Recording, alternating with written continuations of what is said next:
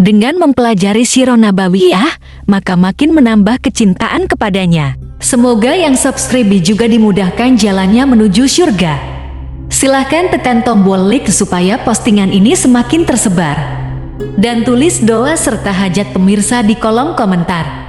Semoga semakin banyak yang mengaminkan, maka semakin cepat terkabul. Nabi Sulaiman alaihi salam adalah manusia terkaya sepanjang sejarah kehidupan manusia di muka bumi.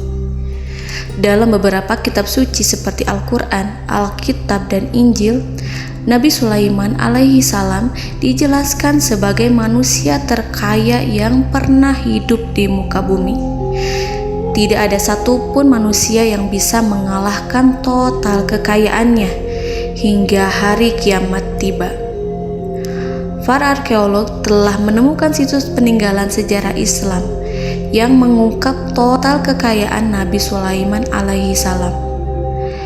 Ernst bin Yosef, seorang profesor dari Tel Aviv University, seorang peneliti, ia menyatakan bahwa 3000 tahun yang lalu Nabi Sulaiman alaihi salam diperkirakan memiliki kekayaan senilai 2,2 triliun US dollar. Apabila dikonversikan dengan nilai mata uang rupiah, maka nilainya setara dengan 32.891.870 triliun rupiah.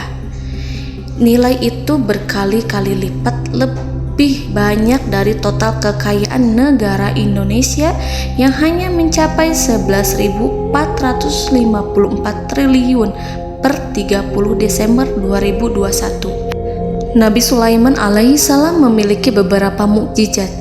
Di antaranya adalah dapat berbicara dengan bahasa binatang.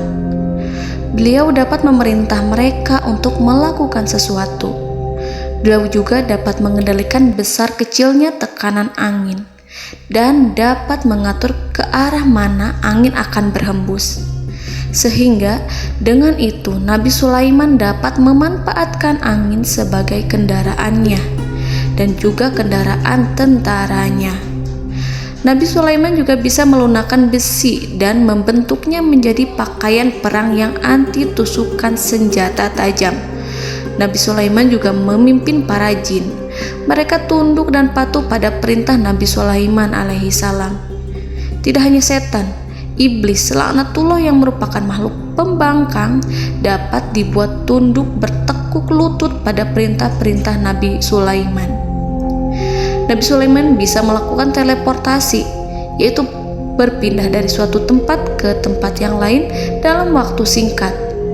Peristiwa itu dibuktikan dengan pemindahan singgasana Ratu Balqis atas perintah Nabi Sulaiman. Nabi Sulaiman dikenal sebagai raja yang adil dan bijaksana. Nabi Sulaiman diberkahi kecerdasan yang luar biasa untuk menyatupadukan segenap kekuatan yang Allah berikan kepadanya. Ia mengelola dan membawa kerajaannya menjadi kekuatan raksasa yang tak terkalahkan di masanya dengan segenap kemampuan yang dimilikinya. Tentara Nabi Sulaiman adalah tentara terkuat di bumi tanpa ada yang menandingi. Pertanyaan mendasar yang muncul kali ini adalah dari mana sumber kekayaan dan kekuatan Nabi Sulaiman alaihi salam? Untuk mendapat jawaban dari pertanyaan itu, simak video ini sampai akhir. Sebelum itu, mari bantu channel ini terus berkembang dengan cara subscribe dan nyalakan tanda loncengnya. Berikan komentar yang positif dan berikan like serta share video ini. Bismillahirrahmanirrahim. Sungguh kami benar-benar telah menganugerahkan ilmu kepada Daud dan Sulaiman. Keduanya berkata, segala puji bagi Allah yang melebihkan kami dari kebanyakan hamba-hambanya yang mukmin. Sulaiman telah mewarisi Daud dan dia berkata, wahai manusia, kami telah diajari untuk memahami bahasa burung dan kami dianugerahi segala sesuatu. Sesungguhnya, semua ini benar-benar karunia yang nyata. Quran Surat An-Naml ayat 15-16. Saudara-saudaraku yang dirahmati Allah, pada ayat di atas disebutkan bahwa Sulaiman telah mewarisi Daud. Nabi Sulaiman mewarisi Nabi Daud dalam sisi kenabian dan kekuasaan, bukan mewarisi harta, karena para nabi tidak mewariskan harta. Sebab sepeninggalan mereka, harta para nabi menjadi sedekah bagi orang-orang yang ada di sekitarnya, yaitu orang-orang fakir dan orang-orang yang membutuhkan. Dan harta para nabi tidak dikhususkan bagi kalangan keluarganya. Rasulullah Shallallahu Alaihi Wasallam bersabda, "Kami para nabi tidak mewariskan." Nabi Sulaiman mewarisi kenabian dari Nabi Daud. Ini adalah hal yang jelas. Allah telah memilihnya sebagai nabi dari Bani Israel. Begitu juga Allah telah memberinya kekuasaan kerajaan sehingga ia menjadi pemimpin Bani Israel. Barangkali sesuatu yang paling penting yang diwarisi oleh Nabi Sulaiman dari Nabi Daud adalah tradisi militer. Kemajuan militer yang dahsyat telah berpindah kepada Nabi Sulaiman. Nabi Daud sebenarnya adalah seorang pengembala kambing yang sangat miskin, tetapi seiring dengan perjalanan waktu, ia menjadi komandan pasukan tiada tanding. Nabi Daud alaihi salam mengetahui bahwa kekuatan hakiki yang mengatur alam semesta adalah kekuatan Allah. Ketika Nabi Daud mengelurkan tangannya dan memegang potongan batu, lalu beliau melemparkannya dengan ketepel ke arah Jalut, kepala Jalut retak dan ambruk menghantam tanah. Ini sebagai bentuk demonstrasi kekuatan darinya. Kehadiran Nabi Daud mengubah pasukan Bani Israel, di mana mereka sebelumnya lari jika berhadapan dengan musuh. Maka kini keberadaan mereka mulai diperhitungkan di masa hidupnya. Nabi Daud mengalami peperangan yang sangat banyak, tapi Al-Quran tidak menceritakan secara terperinci. Hal itu dikarenakan karena Al-Quran adalah kitab dakwah di jalan Allah, bukan kitab sejarah. Al-Quran hanya menceritakan di dalam Al-Quran surat Shad ayat 20, "Dan kami kuatkan kerajaannya, kerajaan Daud." Ayat tersebut berarti bahwa Nabi Daud belum terkalahkan dalam peperangan yang diikutinya. Di samping dukungan yang Allah berikan kepadanya, juga pasukan dan rakyatnya, di mana mereka adalah orang-orang yang bertauhid, menyerahkan diri kepada Allah. Allah Subhanahu wa Ta'ala mengajarkan kepada Nabi Daud hal-hal yang menjadikan pasukannya memiliki keistimewaan yang dengannya mereka dapat mengalahkan pasukan-pasukan lain, pasukan-pasukan besar yang ada di bumi pada saat itu.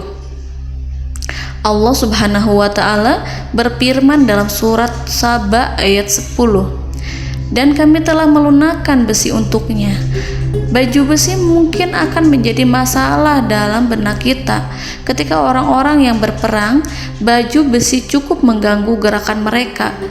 Kita bisa membayangkan ketika ada dua orang berperang, salah satu dapat bergerak bebas, sementara yang lainnya tidak leluasa bergerak karena tertahan dengan pakaiannya. Namun, dengan kekuasaan Allah, Nabi Daud dapat melunakkan besi dan membuat baju besi yang ringan, yang mudah untuk digunakan. Ini adalah kemajuan penting yang Allah berikan kepada Nabi Daud dan tentaranya. Kemajuan itu kemudian diajarkan, diwariskan dan dimiliki oleh Nabi Sulaiman alaihi salam. Nabi Sulaiman memiliki pasukan dahsyat yang melebihi pasukan manapun di bumi saat itu, atau bahkan mungkin saat ini. Bahkan Allah menambahkan karunia-Nya kepada Nabi Sulaiman yang disebutkan dalam Al-Quran surat An-Naml ayat 16. Dan Sulaiman telah mewarisi Daud, dan dia berkata, "Wahai manusia, kami telah diberi pengertian tentang suara burung, dan kami diberi segala sesuatu. Sesungguhnya ini benar-benar suatu karunia yang nyata." Saudara-saudaraku yang dirahmati Allah, pada suatu hari Nabi Sulaiman alaihi salam menengadahkan tangannya dan berdoa kepada Allah Subhanahu wa Ta'ala. Antara hati Nabi dan Allah tidak ada penghalang, tidak ada jarak, tidak ada sekatan waktu, tidak ada satupun dari para nabi yang berdoa kepada Allah kecuali doanya pasti dikabulkan. Doa Nabi Sulaiman alaihi salam direkam dalam Al-Quran surat Shad ayat 35. Nabi Sulaiman berkata, "Ya Tuhanku, ampunilah aku, anugerahkanlah kepadaku kerajaan yang tidak dimiliki oleh seorang pun sesudahku."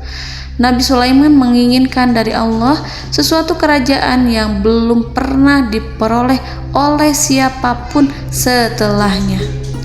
Allah Subhanahu wa Ta'ala mengabulkan doa Nabi Sulaiman dan memberinya kerajaan tersebut. Nabi Sulaiman mewarisi kekuasaan, kenabian, hikmah ilmu dari Nabi Daud alaihi salam. Orang-orang menyebut Nabi Sulaiman Al-Hakim, Sulaiman yang bijaksana. Kebijaksanaannya tidak terbatas pada keadilan di tengah-tengah manusia dan juga kasih sayangnya kepada mereka. Namun, kebijaksanaan Nabi Sulaiman juga berlaku di kalangan burung dan binatang lainnya. Nabi Daud juga mengenal bahasa burung, tetapi Nabi Sulaiman dapat berbicara dengan bahasa burung. Bahkan, ia dapat menggantikannya sebagai pembantunya ketika Nabi Daud bertasbih di gunung-gunung. Dan burung-burung serta binatang-binatang buas ikut bertasbih bersamanya. Bahkan angin pun berhenti untuk mendengarkan tasbih itu. Sedangkan Nabi Sulaiman, Allah Subhanahu wa Ta'ala memberinya karunia lebih dari itu, di mana binatang-binatang buas tunduk padanya. Begitu juga angin dan burung. Saudara-saudaraku yang dirahmati Allah, Nabi Sulaiman alaihi salam mampu mendengarkan bisikan semut yang berbicara kepada sesama mereka. Bahkan ia mampu memerintahkan semut tersebut sehingga semut itu menjadi taat pada perintahnya. Pasukan Nabi Sulaiman memiliki kekuatan yang sangat dahsyat. Belum pernah ada di dunia ini satu pasukan pun yang memiliki kekuatan seperti itu. Kekuatan Nabi Sulaiman berasal dari beberapa kombinasi yang sangat mengagumkan, sehingga karenanya ia tidak dapat tertandingi. Kekuatan itu terdiri dari manusia, binatang-binatang, jin, dan lain sebagainya. Kita mengetahui bahwa jin adalah makhluk Allah dan manusia tidak mampu melihatnya atau menghadirkannya atau meminta pertolongan kepadanya. Sedangkan Nabi Sulaiman telah diberi Allah suatu kemampuan untuk menundukkan jin, mempekerjakan mereka sebagai tentara di tengah-tengah peperangan. Bahkan ia mampu menjadikan mereka sebagai pekerja-pekerja kasar di kerajaannya saat tidak ada peperangan. Oleh sebab itu, ketika ada pasukan lain yang mencoba melawan pasukan Nabi Sulaiman, mustahil mereka akan mendapatkan kemenangan. Bahkan pasukan Nabi Sulaiman diperkuat oleh pasukan burung. Burung di pasukan Nabi Sulaiman memerankan tugas penting, yaitu menjadi agen intelijen. Kita mengetahui bahwa peranan informasi saat peperangan adalah hal yang penting. Dari informasi tersebut, pasukan dapat mengetahui keadaan lawannya. Demikianlah peranan burung pada pasukan Sulaiman. Ia terbang di tengah-tengah musuh. Kemudian, ia kembali kepada Nabi Sulaiman untuk menyampaikan berita tentang keadaan lawannya. Di samping jin dan burung, Allah juga menundukkan angin untuk Nabi Sulaiman. Nabi Sulaiman dapat memerintahkan angin dan ia mampu untuk menaiki angin tersebut. Dalam Al-Quran surat Shad ayat 36-40, Allah Subhanahu wa Ta'ala berfirman, "Kami tundukkan kepada angin yang berhembus dengan baik menurut kemana saja yang dikehendaki Sulaiman. Dan kami tundukkan pula kepadanya setan-setan, semuanya ahli bangunan dan penyelam, dan setan yang lain yang terikat dalam belenggu. Inilah anugerah kami, maka berikanlah kepada orang lain atau tahanlah untuk dirimu tanpa perhitungan, dan sesungguhnya dia mempunyai kedudukan yang dekat pada sisi kami dan tempat kembali yang baik." Saudara-saudaraku yang dirahmati Allah, Allah Subhanahu wa Ta'ala juga memberikan kemampuan yang tak seorang pun dari para nabi mendapatkannya, yaitu kemampuan untuk memerintah setan. Setan adalah salah satu bagian dari jin. Ia adalah kelompok yang celaka dari bangsa jin. Kelompok ini sebenarnya tidak mampu dikuasai oleh manusia, bahkan jin yang soleh tidak dapat mengatur setan. Adapun Nabi Sulaiman, Allah telah memberinya kekuasaan untuk menundukkan setan dan mempekerjakannya, bahkan mengikatnya dengan rantai serta menghukumnya jika ia menentang pada perintahnya. Setan membangun untuk Sulaiman istana-istana, patung-patung dan alat-alat perang. Bahkan setan-setan itu menyelam ke dasar lautan untuk mengeluarkan permata dan yakut untuk Sulaiman. Jika di antara setan yang menentang perintahnya, maka Nabi Sulaiman alaihi salam mengikatnya dengan rantai. Ini semua menunjukkan kekayaan Nabi Sulaiman dan kekuasaannya, di mana ia mampu mengatur banyak makhluk di bumi ini. Tentu saja, kemampuan itu semua adalah atas izin dari Allah Subhanahu wa Ta'ala sebagai mukjizat darinya. Allah Subhanahu wa Ta'ala berfirman dalam Al-Quran surat Saba ayat 12, dan sebagian dari jin adalah yang bekerja di hadapannya di bawah kekuasaannya dengan izin Tuhannya, dan siapa yang menyimpang di antara mereka dari perintah kami, maka kami rasakan kepadanya azab neraka yang apinya menyala-nyala. Para jin itu membuat untuk Sulaiman apa yang dikehendakinya, dari gedung-gedung yang tinggi, patung-patung, dan piring-piring yang besarnya seperti kolam, atau periuk yang tetap berada di atas tungku. Saudara-saudaraku yang dirahmati Allah, Nabi Sulaiman yang bijaksana adalah penguasa yang tak tertandingi di muka bumi. Meskipun memperoleh nikmat-nikmat khusus yang agung itu yang Allah berikan kepada Sulaiman, beliau tetap menunjukkan dirinya sebagai manusia yang paling banyak berzikir kepada Allah dan manusia yang paling banyak bersyukur di zamannya. Saudara-saudaraku yang dirahmati Allah, sebagaimana Allah Subhanahu wa Ta'ala memberikan nikmat kepada ayahnya Nabi Daud alaihi salam, di mana ia mampu melunakkan besi dan Allah mengajarinya bagaimana cara mencairkan besi, maka Nabi Sulaiman alaihi salam dapat memanfaatkan tembaga yang cair untuk peperangan. Dan juga di saat perdamaian, pada saat peperangan, beliau mencampur tembaga dengan besi dan menjadikannya perunggu. Mereka menggunakan senjata-senjata perunggu dalam peperangan seperti pedang, baju besi, dan juga pisau. Senjata-senjata ini adalah senjata yang paling kuat pada saat itu. Sedangkan di saat damai, tembaga digunakan untuk membuat bangunan, perhiasan, dan sebagainya. Meskipun Nabi Sulaiman mendapatkan nikmat yang besar dan karunia yang khusus, Allah Subhanahu wa Ta'ala mengujinya dengan suatu ujian yang dahsyat. Ujian yang akan selalu datang kepada seorang hamba yang soleh. Ketika hamba itu mendapatkan kedudukan besar, maka ujiannya pun menjadi besar. Allah Subhanahu wa Ta'ala menguji Nabi Sulaiman dengan penyakit. Diceritakan oleh Fahru Roji, Nabi Sulaiman diuji dengan suatu penyakit yang keras, di mana kedokteran saat itu tidak dapat dan tidak mampu mengatasinya. Sakitnya Nabi Sulaiman sangat keras sehingga para dokter dari kalangan manusia ataupun jin tidak mampu menghilangkan penyakit itu. Lalu burung-burung menghadirkan rumput-rumput yang dianggapnya sebagai obat, tetapi Nabi Sulaiman tak kunjung sembuh. Semakin hari penyakit Nabi Sulaiman semakin menjadi-jadi, sehingga ketika Nabi Sulaiman duduk di atas kursi, ia duduk bagaikan tubuh tanpa roh.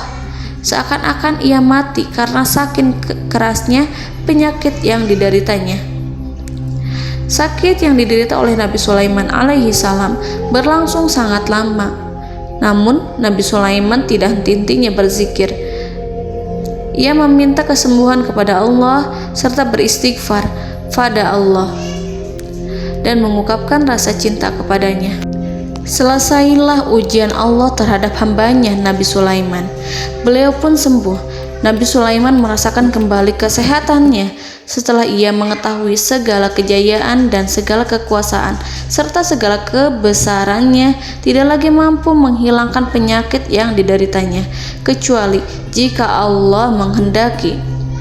Saudara-saudaraku yang dirahmati Allah, Nabi Sulaiman telah membangun tempat ibadah, tempat sujud, sehingga manusia menyembah Allah di dalamnya.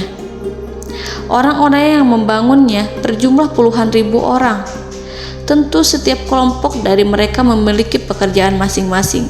Di antara mereka ada yang mencairkan tembaga, di antara mereka ada yang tukang pahat, ada yang tukang ukir, ada yang membelah batu, ada yang memotong kayu, ada yang mendatangkan rumput-rumput dari Libanon, ada yang mendatangkan emas dan menjadikannya lempengan-lempengan yang mengkilat untuk menutupi kayu, serta untuk melapisi dinding-dinding. Bahkan golongan jin pun membantu membangun tempat tersebut, tentu dengan perintah dan bimbingan Nabi Sulaiman. Mereka membuat patung-patung yang besar, membuat bejana yang besar untuk tempat makan para tentara dan pekerja, yaitu bejana seperti gunung. Karena saking berat dan besarnya, mereka juga membuat tempat-tempat minum yang besarnya seperti kolam. Nabi Sulaiman mengawasi para pekerjanya dan juga mengurusi masyarakatnya, di mana beliau mengenali problem mereka dan berusaha memecahkannya. Beliau juga mengawasi pasukan dari kalangan binatang dan burung. Beliau mengetahui apabila ada satu di antara mereka yang tidak datang, kemana ia pergi, serta mengapa ia pergi. Nabi Sulaiman menguasai pengetahuan itu semua. Nabi Sulaiman bukan hanya mengetahui problem tentara-tentaranya dari kalangan manusia ataupun tentaranya dari kalangan burung, namun ia juga menunjukkan kasih sayang terhadap semut, di mana beliau mendengar bisikannya dan tidak suka untuk menginjaknya. Nabi Sulaiman selalu menundukkan kepalanya ke bumi sebagai bentuk rasa rendah diri dan syukur kepada Allah. Pada suatu hari, Nabi Sulaiman alaihi salam berjalan di depan tentaranya, dan tiba-tiba ia mendengar suara semut yang berkata kepada temannya dari kalangan semut. Hal itu terekam dalam Al-Quran surat An-Nahl ayat 18-19. Wahai semut-semut, masuklah ke dalam sarang-sarangmu agar kamu tidak terinjak oleh Sulaiman. Sedangkan mereka tidak menyadarinya. Nabi Sulaiman alaihi salam tersenyum mendengar itu, dan ia berdoa, "Ya Allah, ya Tuhanku, berilah aku ilham untuk tetap mensyukuri nikmat-Mu yang telah Engkau anugerahkan kepadaku dan kepada kedua orang ibu bapakku, dan untuk mengerjakan amal soleh yang Kau ridhoi, dan masukkanlah aku ke dalam rahmat-Mu, ke dalam golongan hamba-hamba-Mu yang soleh." Saudara-saudaraku yang dirahmati Allah, meskipun Nabi Sulaiman mendapatkan kekuasaan dan memiliki tentara yang besar, namun beliau menunjukkan kasih sayang terhadap bangsa semut. Beliau mendengarkan bisikannya dan melihat semut yang ada di depannya. Oleh karena itu, tak mungkin baginya untuk menginjak golongan semut itu. Nabi Sulaiman bersyukur kepada Allah telah memberinya nikmat, yaitu nikmat rahmat dan kasih sayang. Di samping itu, Nabi Sulaiman alaihi salam adalah orang paling kaya di dunia. Istananya terbuat dari kayu gaharu yang memiliki wangi harum. Istananya terbuat dari emas yang terkadang dari kristal. Beliau juga memiliki kursi besar yang terbuat dari emas dan permata. Istana Nabi Sulaiman merupakan istana yang paling besar di dunia. Nabi Sulaiman menggunakan pakaian dari emas dan permata. Meskipun demikian, Nabi Sulaiman tetap menunjukkan sebagai hamba yang berserah diri dan rendah diri di hadapan Allah Subhanahu wa Ta'ala, dan sederhana di depan manusia. Nabi Sulaiman yang merendahkan diri di hadapan Allah, ia selalu sujud kepada Allah sebagaimana ayahnya yang selalu bertasbih pada Allah. Nabi Sulaiman selalu melantunkan lagu-lagu cinta ilahi dan hanya memuji Allah Subhanahu wa Ta'ala. Pada suatu hari, Nabi Sulaiman alaihi salam mengeluarkan perintah kepada pasukannya untuk bersiap-siap. Kemudian Nabi Sulaiman keluar dan memeriksa pasukannya satu demi satu. Kelompok yang pertama adalah kelompok manusia. Nabi Sulaiman memperhatikan kesiapan mereka. Lalu Nabi Sulaiman mengeluarkan perintah-perintah kepada mereka. Kemudian Nabi Sulaiman memeriksa kelompok jin dan menyampaikan perintahnya kepada mereka. Beliau memenjarakan jin yang tampak bermalas-malasan saat bekerja. Lalu beliau memeriksa binatang dan berkata kepada mereka, apakah mereka sudah makan dengan baik? Apakah mereka tidur dengan nyenyak? Apakah ada yang mengadu pada mereka, misalkan karena penyediaan suatu ataukah karena makanan yang tidak layak? Apakah ada di sana yang sakit dan lain sebagainya? Semuanya diperiksa oleh Nabi Sulaiman.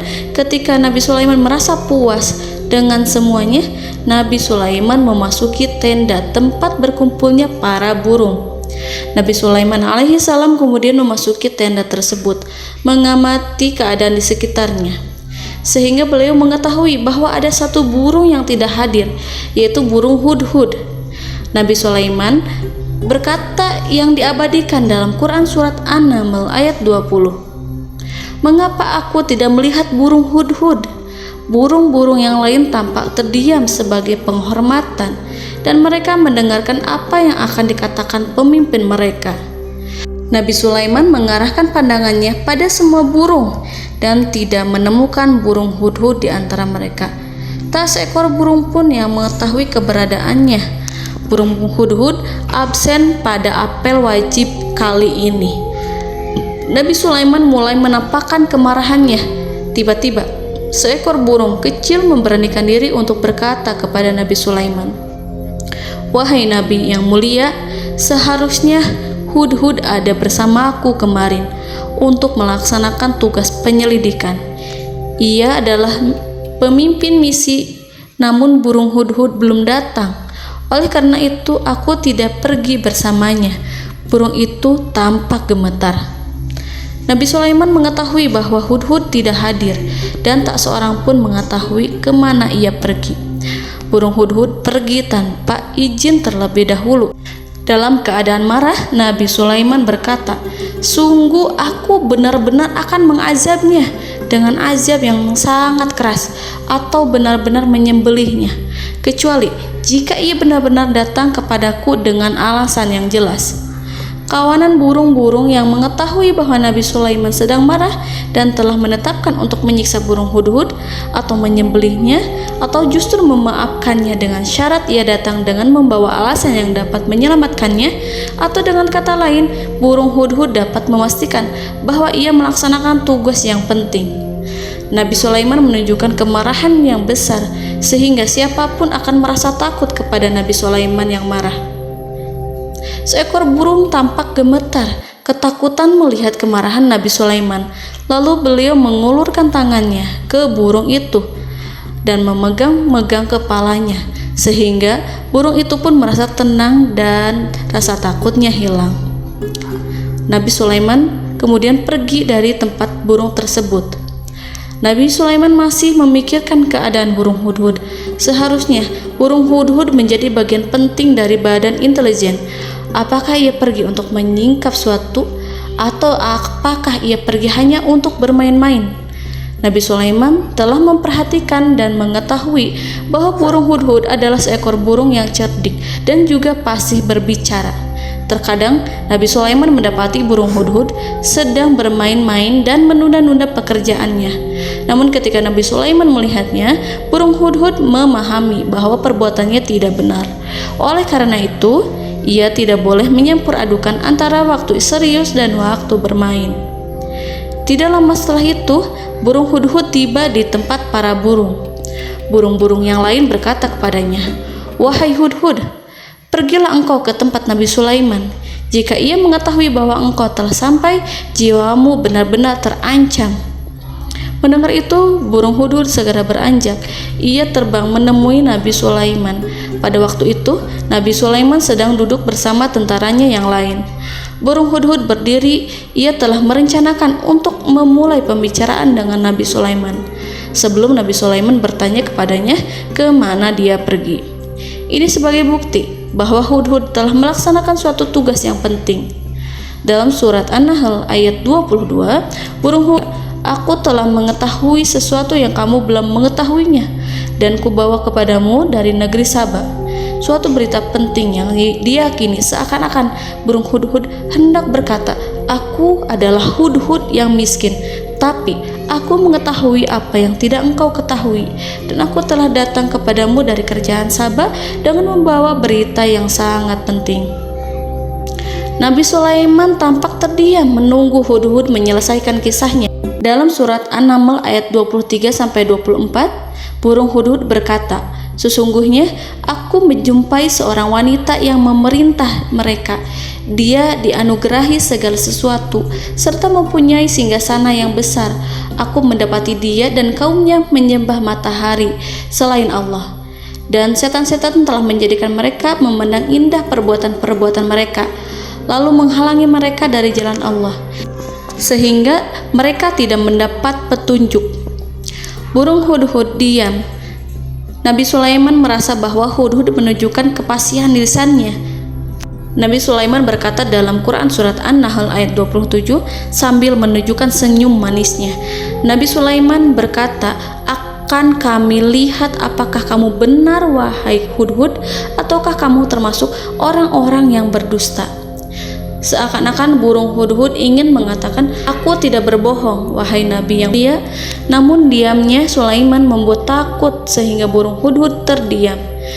Nabi Sulaiman terdiam karena berpikir, lalu ia memutuskan sesuatu setelah itu.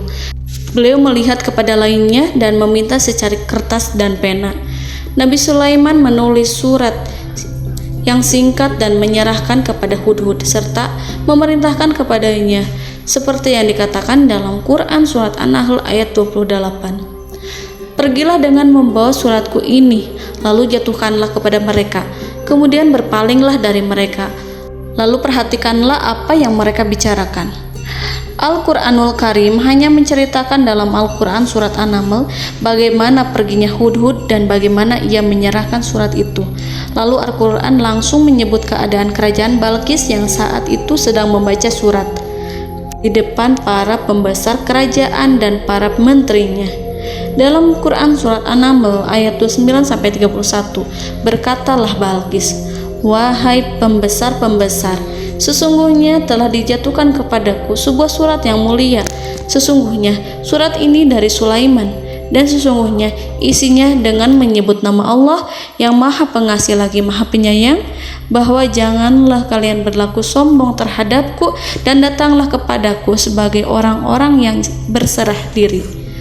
Saudara-saudaraku yang dirahmati Allah, dalam surat tersebut Nabi Sulaiman menyebutkan supaya mereka menyerahkan diri dan tunduk kepada perintah Nabi Sulaiman.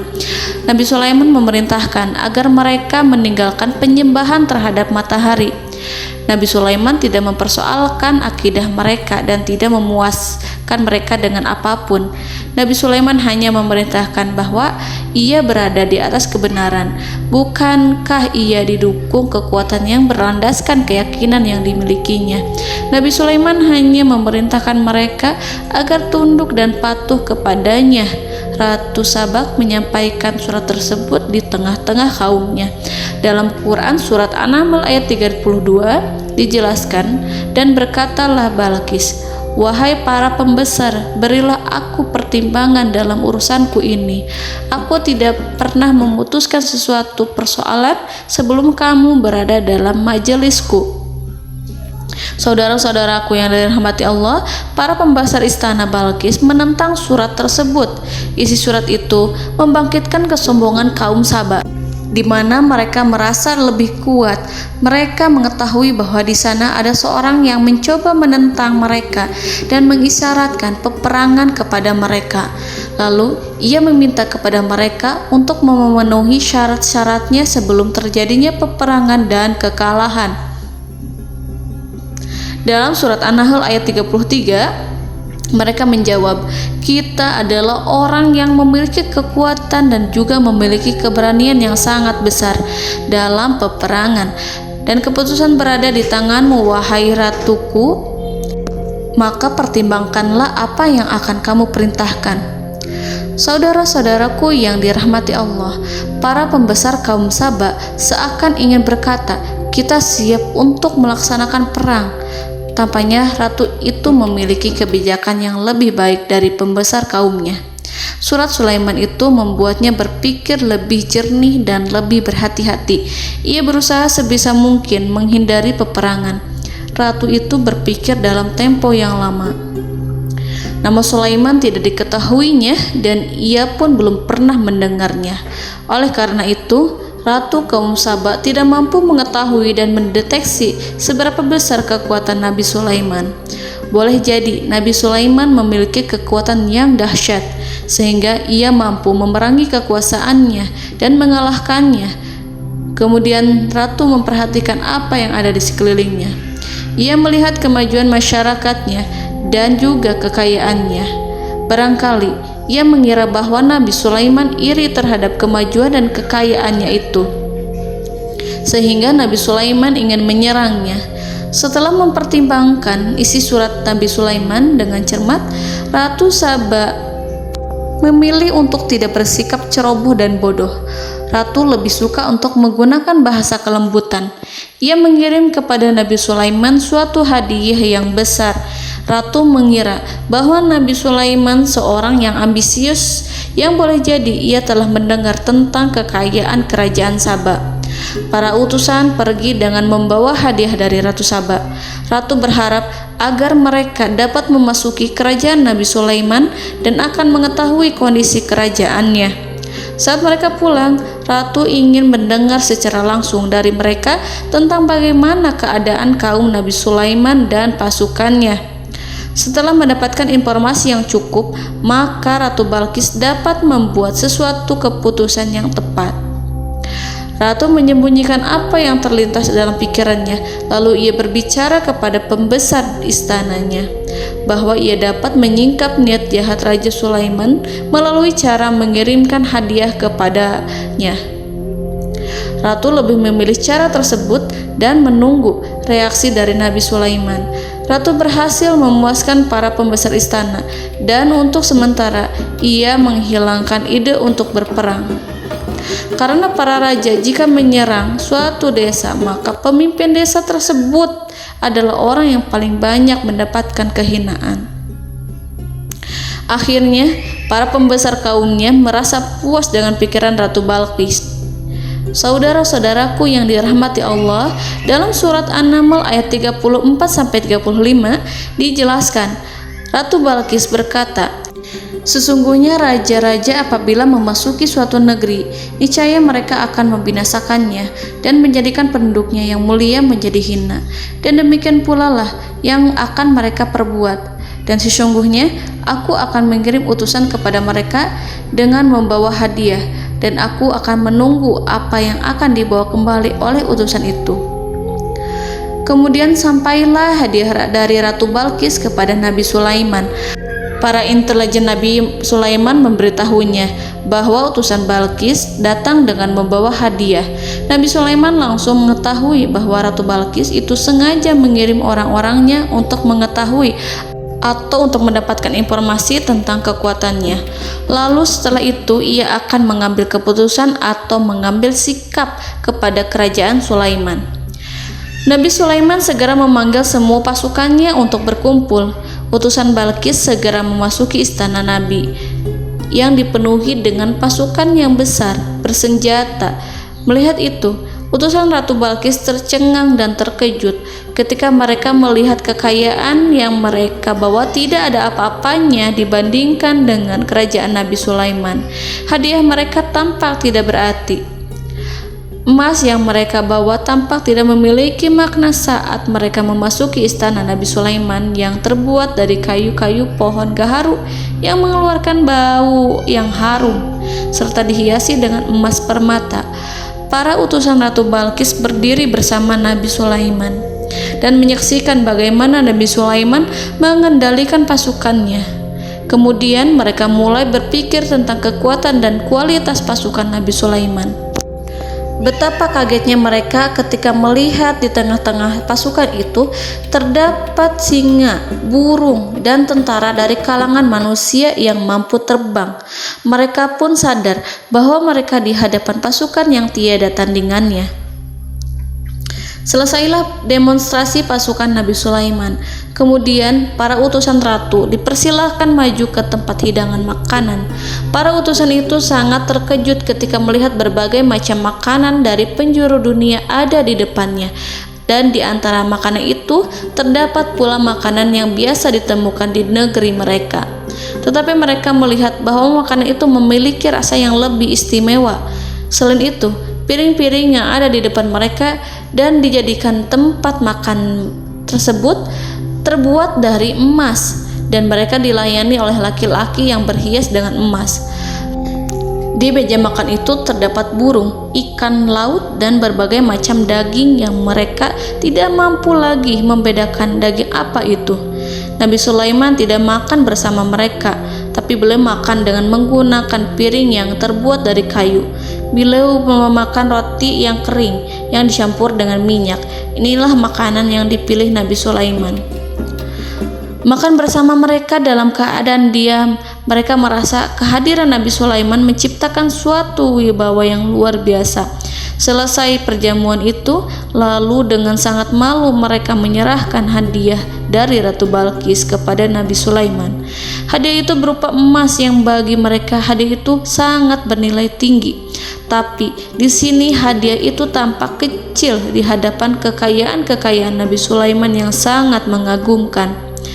Nabi Sulaiman memperhatikan hadiah dari Ratu Balqis itu dan berkata dalam Quran surat An-Naml ayat 36. Maka tatkala utusan itu sampai pada Sulaiman, Sulaiman berkata, "Apakah patut kamu menolong aku dengan harta?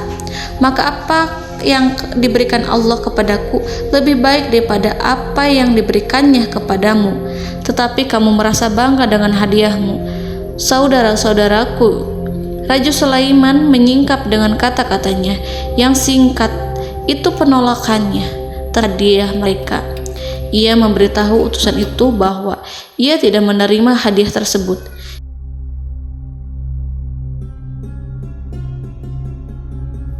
"Janganlah kalian berlaku sombong terhadapku dan datanglah kepadaku sebagai orang-orang yang berserah diri." Lalu Nabi Sulaiman berkata kepada mereka dengan pelan. Hal itu diabadikan dalam Quran surat An-Naml ayat 37.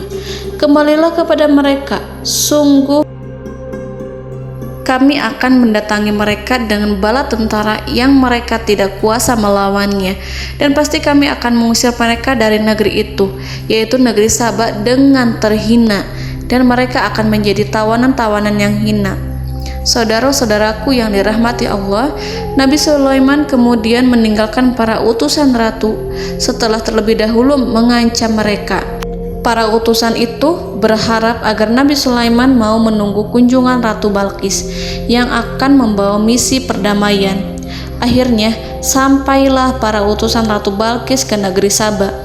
Mereka segera menuju istana sang ratu.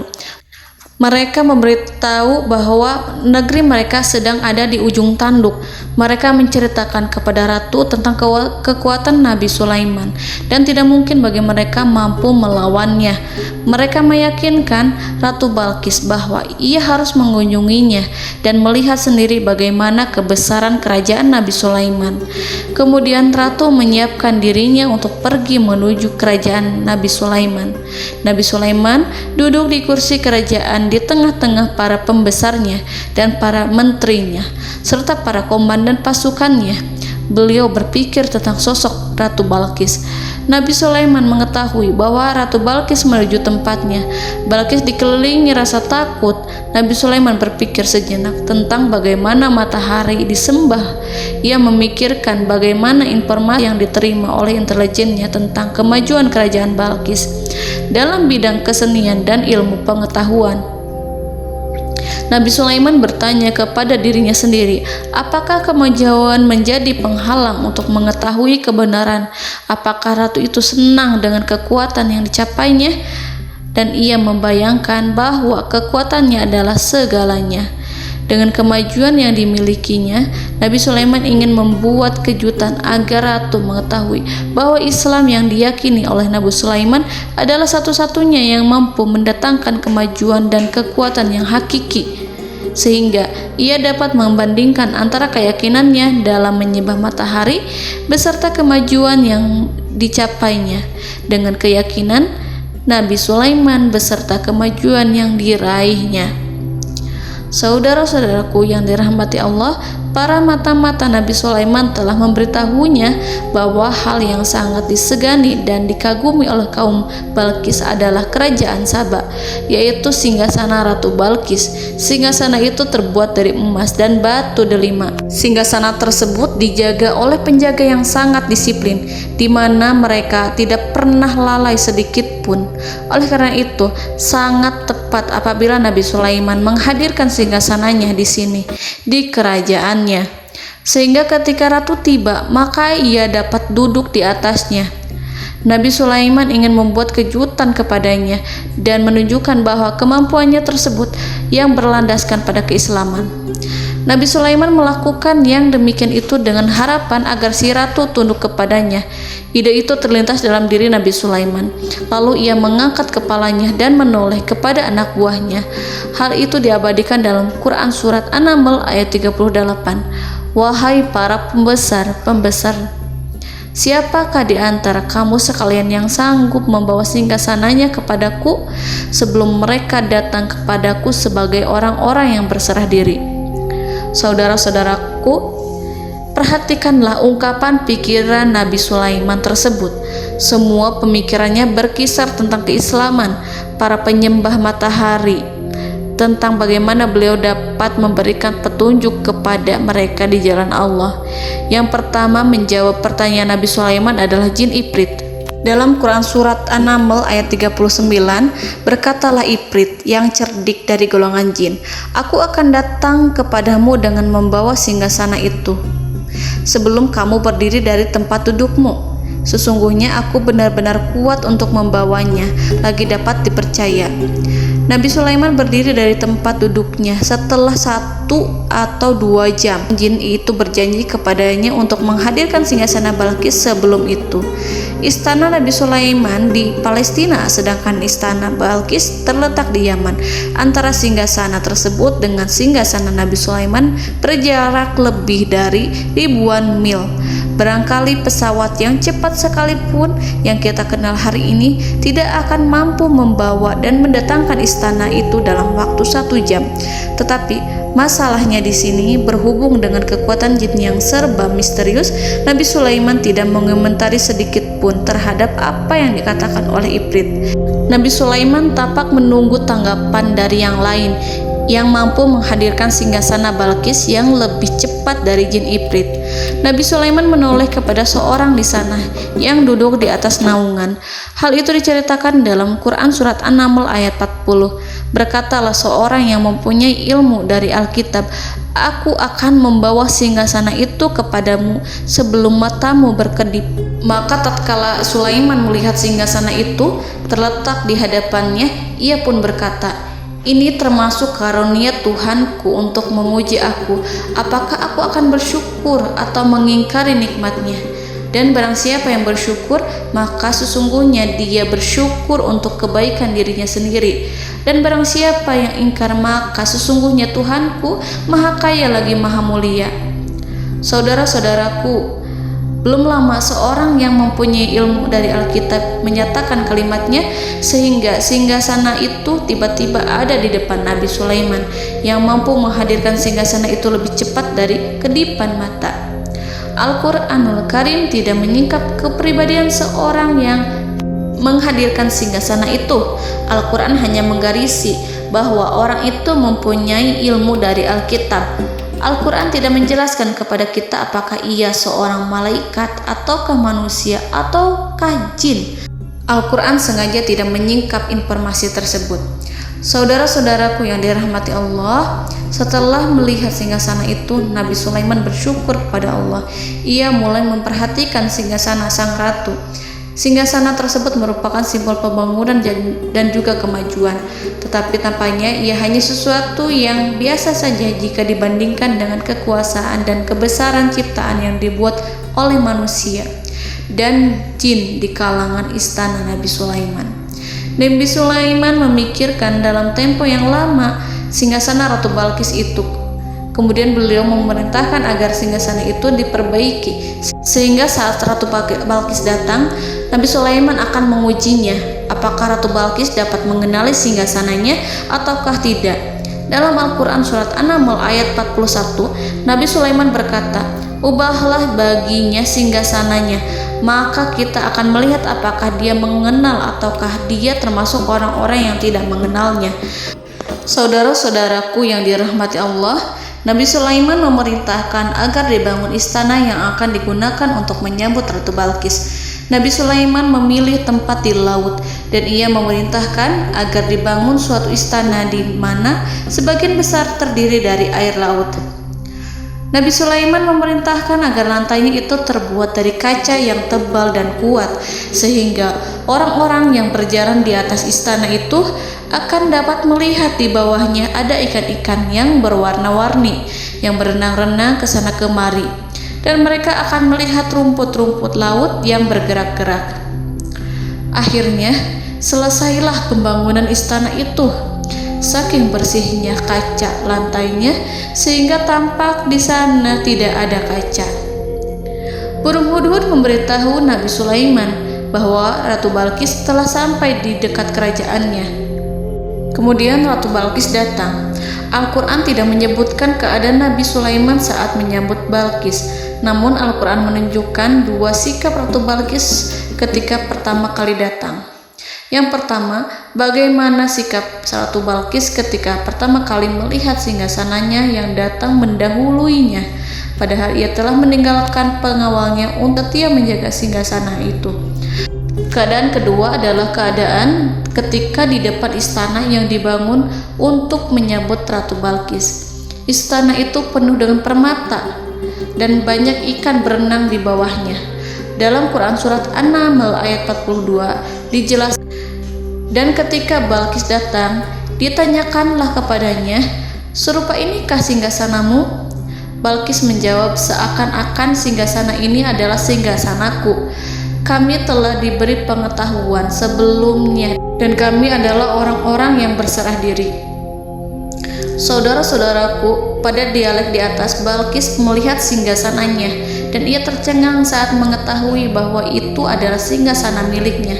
Namun kemudian ia mulai ragu karena melihat tidak sepenuhnya itu singgasana miliknya. Jika itu benar-benar miliknya, lalu bagaimana ia datang mendahuluinya? Dan bila bukan singgasananya, maka bagaimana Sulaiman dapat meniru sepersis dan seteliti itu? Padahal Sulaiman tidak pernah sekalipun ke kerajaannya. Nabi Sulaiman berkata saat melihat Balqis mengamati singgasananya, "Apakah ini singgasanamu?" Balqis terlihat sangat kebingungan, namun setelah itu ia menjawab, "Sepertinya benar." Nabi Sulaiman berkata, "Kami telah diberi ilmu sebelumnya dan kami sebagai orang-orang muslim." Saudaraku yang dirahmati Allah, melalui pertanyaan Nabi Sulaiman ingin mengisyaratkan kepada Balqis agar ia membandingkan antara keyakinannya beserta ilmu yang dicapainya dengan keyakinan Nabi Sulaiman yang muslim beserta pengetahuan yang telah diraihnya. Penyembahan terhadap matahari dan pencapaian ilmu yang dicapai oleh Ratu Balqis tanpa tidak ada apa-apanya dibandingkan dengan ilmu Nabi Sulaiman dan keislamannya. Nabi Sulaiman telah mendahuluinya dalam bidang ilmu karena keislamannya. Karena itu, sangat mudah baginya untuk mengungguli Balqis dalam ilmu-ilmu yang lainnya. Demikianlah yang disyaratkan dalam pertanyaan Nabi Sulaiman kepada Ratu Balqis. Ratu Saba itu mengetahui bahwa ini adalah singgasananya, di mana singgasana itu datang lebih dahulu daripada dirinya. Beberapa bagian darinya telah diubah saat Balqis masih di perjalanan menuju ke tempat Nabi Sulaiman. Ia berpikir kemampuan apa yang dimiliki Nabi Sulaiman. Ratu Balqis tercengang melihat apa yang disaksikannya yang berupa buah dari keimanan Nabi Sulaiman dan hubungannya dengan Allah Subhanahu wa Ta'ala. Sebagaimana Balqis juga tercengang ketika melihat kemajuan di bidang ilmu pembangunan, seni, dan ilmu-ilmu yang lainnya. Maka ia tidak lebih kagum lagi saat melihat hubungan yang kuat antara keislaman Nabi Sulaiman dengan ilmunya serta kemajuan yang diraihnya. Dalam Al-Quran surat An-Naml ayat 43 dijelaskan, "Dan apa yang disembahnya selama ini selain Allah mencegahnya untuk melahirkan keislamannya, karena sesungguhnya ia terdahulu termasuk orang-orang yang kafir." Saudara-saudaraku yang dirahmati Allah, berguncanglah dalam benak Balqis ribuan hal ketika melihat keyakinan kaumnya runtuh di hadapan Nabi Sulaiman. Ia menyadari matahari yang disembahnya hanya merupakan ciptaan Allah, dan Allah lah yang menggerakkannya untuk hamba-hambanya. Lalu terbitlah matahari kebenaran dalam dirinya. Hatinya diterangi oleh cahaya baru yang tidak akan tenggelam seperti tenggelamnya matahari. Masa keislamannya hanya menunggu waktu. Ratu Balqis memilih waktu yang tepat untuk mengumumkan keislamannya. Allah Subhanahu wa Ta'ala berfirman dalam Quran Surat An-Naml ayat 44. Dikatakan kepadanya, masuklah ke dalam istana. Maka tatkala ia melihat lantai istana itu, dikiranya kolam air yang besar dan disingkapnya dua betisnya. Berkatalah Sulaiman, sesungguhnya ia adalah istana licin yang terbuat dari kaca.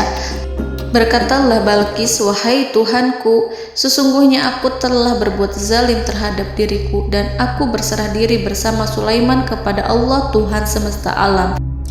Saudara-saudaraku yang dirahmati Allah, dikatakan kepada Balqis, masuklah ke dalam istana. Ketika ia masuk, maka ia tidak menyaksikan adanya kaca, tetapi ia melihat air, sehingga ia mengira akan bersinggungan dengan air. Lalu ia menyingkapkan sedikit bajunya agar bajunya itu tidak basah. Nabi Sulaiman mengingatkannya tanpa melihatnya agar ia tidak khawatir terhadap pakaiannya, karena pakaiannya tidak akan basah sebab di sana tidak ada air. Itu sekedar kaca yang halus, yang saking halusnya sehingga ia tidak tampak. Pada kesempatan itulah Balqis mengumumkan keislamannya yang mengakui kelalimannya, dan ia menyatakan menyerahkan diri kepada Nabi Sulaiman dan kepada Allah Tuhan semesta alam. Lalu kaumnya pun mengikutinya dan mereka memeluk Islam. Balqis menyadari ia berhadapan dengan penguasa yang terbesar di bumi dan Nabi Allah yang mulia. Untuk pertama kalinya, wajah Sulaiman tampak dihiasi dengan senyuman yang menunjukkan kepuasannya sejak Balqis mengunjunginya. Demikianlah Nabi Sulaiman mewujudkan kejayaannya yang hakiki dan menyebarkan cahaya Islam di muka bumi. Saudara-saudaraku, Al-Quran tidak menyebutkan kisah Balqis setelah keislamannya. Para ahli tafsir mengatakan bahwa ia menikah dengan Nabi Sulaiman. Selain itu, ada yang mengatakan bahwa ia menikah dengan salah satu orang dekat Nabi Sulaiman. Ada juga yang mengatakan bahwa sebagian Raja Habasyah adalah keturunan dari buah perkawinan ini. Wallahu a'lam bishawab. Saudara-saudaraku yang dirahmati Allah, Nabi Sulaiman hidup di tengah-tengah kejayaan dan kemuliaan di bumi. Kemudian Allah menetapkan kematian untuknya, sebagaimana kehidupan Sulaiman berada di puncak kemuliaan dan kejayaan yang penuh dengan keajaiban yang luar biasa. Maka kematiannya pun merupakan tanda-tanda kebesaran Allah yang penuh dengan keajaiban. Demikianlah bahwa kematiannya sesuai dengan kehidupannya, sesuai dengan kejayaannya. Allah berfirman tentang kematian Sulaiman di dalam Al-Quran Surat Saba ayat 14. Maka tatkala kami telah menetapkan kematian Nabi Sulaiman, tidak ada yang menunjukkan kepada mereka kematiannya itu kecuali rayap yang memakan tongkatnya.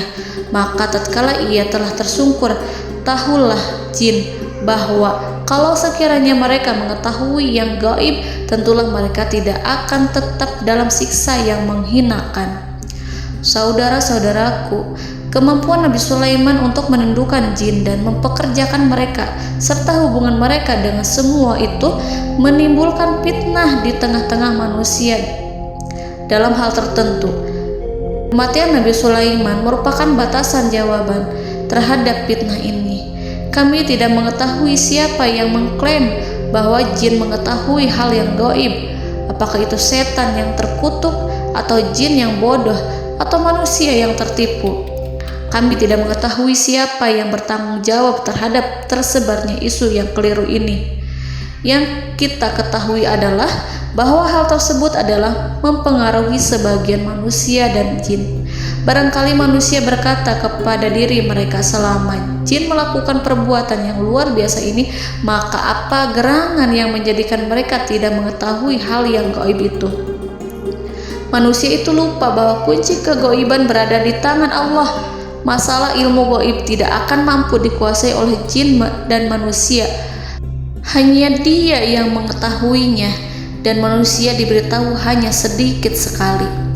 Saudara-saudaraku yang dirahmati Allah, seakan-akan Allah telah merencanakan bahwa kematian Sulaiman bertujuan untuk menghancurkan pemikiran itu, yaitu pemikiran bahwa jin mengetahui hal-hal yang gaib.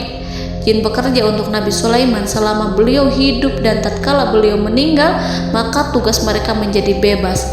Nabi Sulaiman meninggal tanpa diketahui oleh jin, sehingga mereka tetap bekerja untuk mereka, tetap mengabdi kepada Sulaiman. Seandainya mereka mengetahui hal yang gaib, niscaya mereka tidak akan meneruskan pekerjaan mereka. Saudara-saudaraku, pada suatu hari Nabi Sulaiman memasuki mihrabnya untuk itikaf ibadah dan beribadah kepada Allah. Tak seorang pun yang berani mengganggu khalwatnya. Mihrab Sulaiman terletak di puncak gunung dan dindingnya terbuat dari permata. Pada suatu hari, Nabi Sulaiman duduk bersandar pada tongkatnya dan ia tampak tenggelam dalam tafakur. Beliau berzikir pada Allah hingga rasa kantuk menguasainya. Lalu setelah itu malaikat maut menemuinya. Nabi Sulaiman pun meninggal.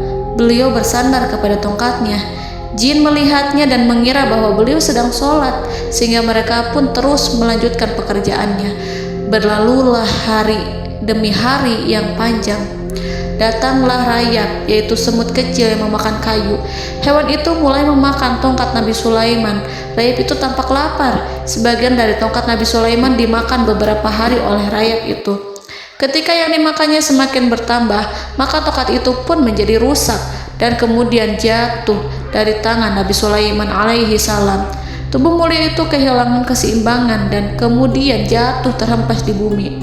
Tatkala tubuh suci itu tersungkur, maka manusia segera menuju ke arahnya.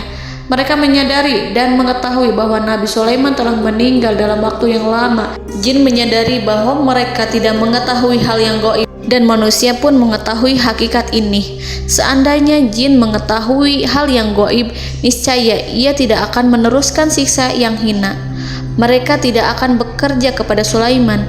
Demikianlah Nabi Sulaiman alaihi salam meninggal dalam keadaan duduk dan sholat di mihrabnya. Lalu berita itu tersebar bagaikan api di bumi.